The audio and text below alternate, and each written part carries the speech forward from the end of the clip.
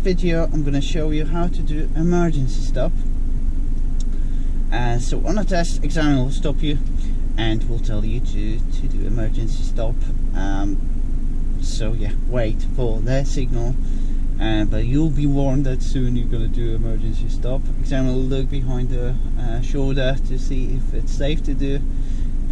So key things to do: make sure you not look in the mirror before you do emergency stop. Imagine it's emergency, so if child will run in front of you, there is no time to look at what's going on behind you.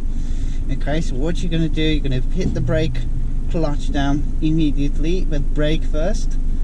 Then once you stop, check mirror, hazard lights, neutral, apply handbrake.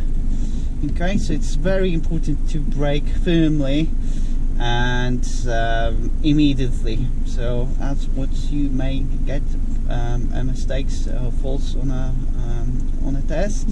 If the ABS will kick in, make sure you hold the brake still and don't come off the brake. So if the brake will vibrate, do not come off the brake, because you may fail the test.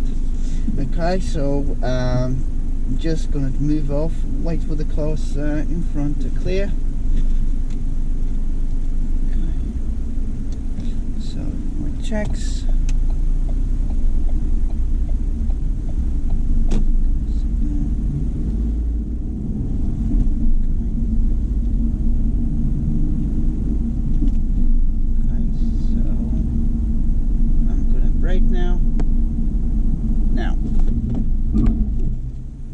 Okay, so mirror, hazard lights, neutral, apply handbrake, and then yeah, when it's safe, then just move off. So first gear, cancel hazards, check around you. So you need to do 6 points before you move off and drive off.